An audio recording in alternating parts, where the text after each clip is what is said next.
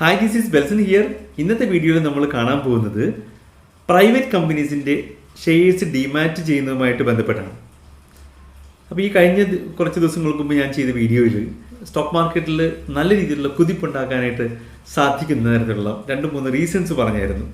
അതിലൊരു റീസണാണ് ഈ private കമ്പനീസിൻ്റെ shares demat ചെയ്യാനുള്ള ഒരു തീരുമാനം. ആ വീഡിയോ കണ്ടിട്ട് ഒരുപാട് പേര് എന്നെ അപ്രോച്ച് ചെയ്യുകയുണ്ടായി, വിളിക്കുകയും മെസ്സേജ് അയച്ച് ചോദിക്കുകയൊക്കെ ഉണ്ടായി. അതിൻ്റെ റീസൺ എന്താണെന്ന് വെച്ച് കഴിഞ്ഞാൽ അത് മിക്കവാറും പേര് ഇത് കമ്പനി ഡയറക്ടേഴ്സും കമ്പനീസുമായിട്ട് ബന്ധപ്പെട്ട കീ പേഴ്സണാലിറ്റീസുമാണ്. അതെന്താ അങ്ങനെ ചോദിക്കാൻ കാരണം എന്ന് വെച്ച് കഴിഞ്ഞാൽ ഈ ഡെഡ് ലൈൻ വരുന്നത് സെപ്റ്റംബർ 30 അപ്പോൾ അതിനെക്കുറിച്ച് ഒരല്പം കൂടി ഡീറ്റെയിൽ ആയിട്ട് പറയാൻ വേണ്ടിയാണ് ഞാൻ ഇന്ന് ഈ വീഡിയോയിൽ വന്നിട്ടുള്ളത്. മുഴുവനായിട്ട് കാണുക, നിങ്ങളുടെ ഫ്രണ്ട്സിനും റിലേറ്റീവ്സിനൊക്കെ അയച്ചു കൊടുക്കുക. പ്രത്യേകിച്ച് പ്രൈവറ്റ് കമ്പനീസ് ഉള്ള എല്ലാവരിലേക്കും ഇതെത്തിട്ട് അതിൻ്റെ ഡയറക്ടേഴ്സ് ആയിരിക്കുന്നവരും അതുമായിട്ട് ബന്ധപ്പെട്ട് വർക്ക് ചെയ്യുന്ന കീ പേഴ്സണാലിറ്റീസും എല്ലാം തന്നെ ഈ വീഡിയോ കാണുക. എന്തെങ്കിലും ഡൗട്ടും കാര്യങ്ങളും ഉണ്ടെങ്കിൽ കമൻറ്റ് ബോക്സിൽ ഇടുക. അത് മാത്രമല്ല, എനിക്ക് ക്ലാരിഫൈ ചെയ്യാൻ പറ്റുന്നത് ഞാൻ ക്ലാരിഫൈ ചെയ്യാം. അതർവൈസ് നിങ്ങളുടെ ചാർട്ടേഡ് അക്കൗണ്ടൻറ്റുമായിട്ടോ കമ്പനി സെക്രട്ടറിയുമായിട്ടോ ഇത് ഡിസ്കസ് ചെയ്യുക. എത്രയും പെട്ടെന്ന് തന്നെ ഈ ഡിമാറ്റലൈസേഷൻ പ്രോസസ്സ് കംപ്ലീറ്റ് ചെയ്യാനായിട്ട് നോക്കുക. അപ്പോൾ അതുമായിട്ട് ബന്ധപ്പെട്ട കാര്യങ്ങളിലേക്ക് നമുക്കൊന്ന് കിടക്കാം.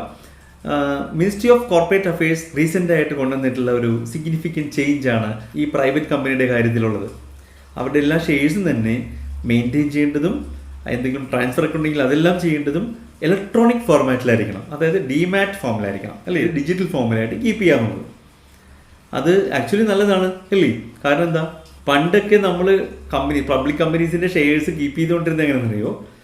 ഇപ്പോഴും ചിലരുടെ ഇതൊക്കെ ഇരിപ്പുണ്ടാവും ഫിസിക്കൽ ഫോമിലാണ്. ഈ ഫിസിക്കൽ ഫോമിൽ കീപ്പ് ചെയ്തിട്ടുള്ള കുഴപ്പമെന്ന് പറഞ്ഞു കഴിഞ്ഞാൽ ഈ ഷെയർസിന് എന്തെങ്കിലും കേടുപാടുകൾ സംഭവിക്കാം, ചെതൽ പിടിച്ചു പോകാം, അല്ലേ? ഇതൊക്കെ നഷ്ടപ്പെട്ടു പോകാനുള്ള സാധ്യതകളുണ്ട്.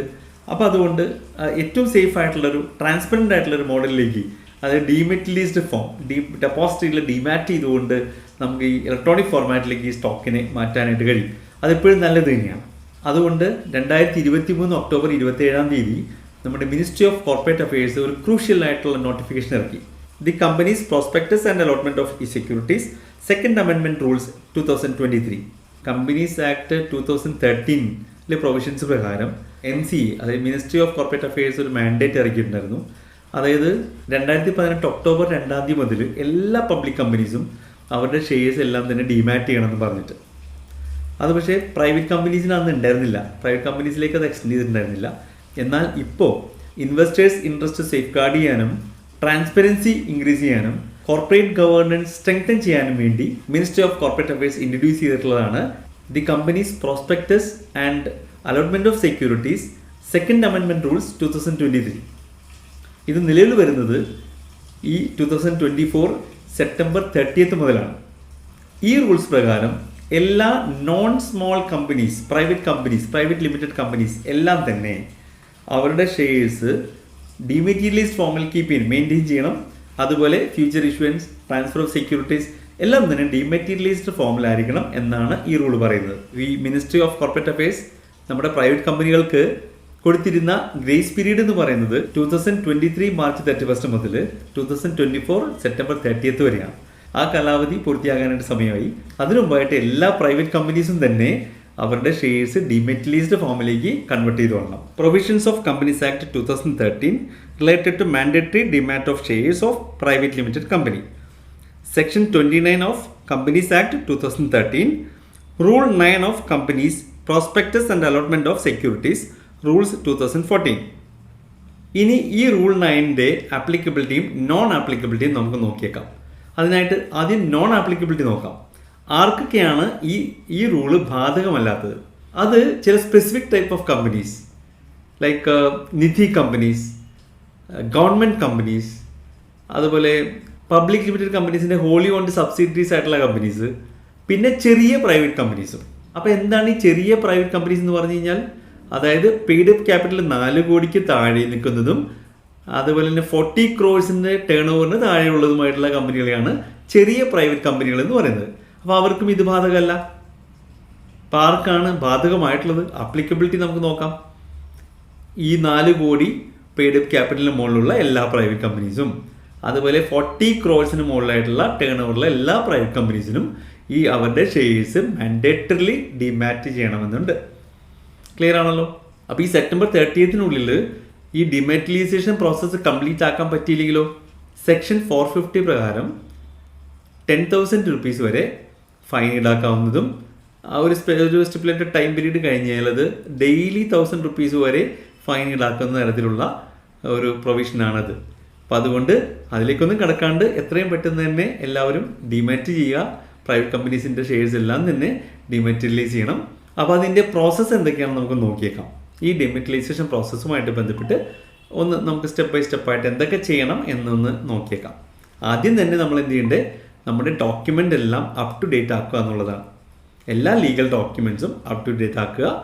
രണ്ടാമതായിട്ട് നമ്മളൊരു RRT ഏജൻറ്റിനെ അപ്പോയിൻറ്റ് ചെയ്തിട്ട് ഡെപ്പോസിറ്ററീസിൽ നിന്ന് ഐസിൻ, അതായത് ഇൻ്റർനാഷണൽ സെക്യൂരിറ്റി ഐഡൻറ്റിഫിക്കേഷൻ നമ്പർ ഐസിൻ, ഒരു 12 digit കോഡാണ്, ഇത് എടുക്കാനുള്ള സംവിധാനങ്ങൾ ചെയ്യണം. അടുത്ത സ്റ്റെപ്പ് എന്താണെന്ന് വെച്ച് കഴിഞ്ഞാൽ കമ്പനിക്കും ഒരു ഡിമാറ്റ് അക്കൗണ്ട് വേണം, എല്ലാ കീ പേഴ്സണാലിറ്റീസും ഒരു ഡിമാറ്റ് അക്കൗണ്ട് ഓപ്പൺ ചെയ്യണം എന്നുള്ളതാണ്.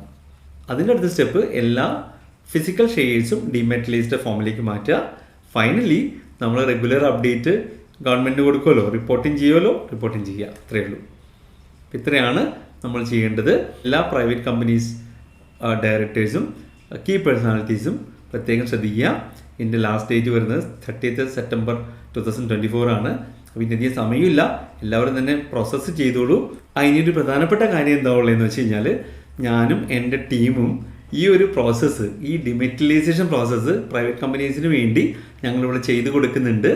RTA അപ്പോയിൻമെൻറ്റ് മുതൽ ഡെപ്പോസിറ്ററീസിലുള്ള പ്രോസസ്സ് എല്ലാം തന്നെ കംപ്ലീറ്റ് ചെയ്ത് ഐസിന് എടുത്ത് കൊടുത്ത് കംപ്ലീറ്റ് പ്രോസസ്സ് പൂർത്തീകരിക്കാനായിട്ട് ഞങ്ങൾ സപ്പോർട്ട് ചെയ്യുന്നുണ്ട്. അപ്പോൾ ആർക്കെങ്കിലും വേണമെങ്കിൽ നിങ്ങളുടെ മെയിൽ ID അയച്ചു തന്നു കഴിഞ്ഞാൽ ഞാൻ എന്തൊക്കെ ഡോക്യുമെൻ്റാണ് വേണ്ടതെന്നുള്ളത് അയച്ചു തരാം. ഇനി അടുത്തൊരു ഇമ്പോർട്ടൻറ്റ് കാര്യം എന്ന് വെച്ച് കഴിഞ്ഞാൽ ഏതെങ്കിലും കമ്പനീസിന് IPOയിലേക്ക് പോകണമെങ്കിൽ ഈ IPO കൺസൾട്ടിങ്ങും ചെയ്യുന്നുണ്ട്. ഞാനും എൻ്റെ ടീമും എല്ലായ്പ്പോഴും റെഡിയാണ് ചെയ്തു തരാനായിട്ട്. അതിന് വേണ്ട പ്രോസസ്സുകളെല്ലാം സ്റ്റെപ്പ് ബൈ സ്റ്റെപ്പായിട്ട് നമ്മൾ ചെയ്യുകയും ചെയ്യും.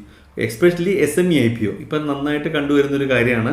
മിക്ക കമ്പനീസിനും അവരുടെ ഷെയർ ഒരല്പം ഷെയർ ഡയലൂട്ട് ചെയ്യാന്നുണ്ടെങ്കിൽ, ഓണർഷിപ്പ് ഡയലൂട്ട് ചെയ്യാം എന്നുണ്ടെങ്കിൽ അവർക്ക് ഫണ്ട്, നല്ല വർക്കിംഗ് ക്യാപിറ്റലോ അല്ലെങ്കിൽ എക്സ്പാൻഷന് വേണ്ടിയുള്ള എമൗണ്ടൊക്കെ പബ്ലിക് ഇഷ്യൂ ഒന്ന് SME IPOയിലൂടെ കളക്ട് ചെയ്യാനായിട്ട് പറ്റും. അപ്പോൾ ബിസിനസ് ഓണേഴ്സിനോട് പ്രത്യേകം ഞാൻ പറയുവാണ്, ഡോക്യുമെൻ്റൊക്കെ അപ്ഡേറ്റ് ചെയ്ത് പിന്നെ ഇതേപോലെ റെഗുലറൈസ്ഡ് ആകുമ്പോൾ പ്രൈവറ്റ് കമ്പനീസിലെ ഡിമാറ്റലൈസേഷനിലൂടെ നമ്മളെല്ലാം പ്രോസസ്സും ഓൾമോസ്റ്റ് പ്രോസസ്സ് കംപ്ലീറ്റ് ചെയ്യണം IPOയിലേക്കുള്ളത്.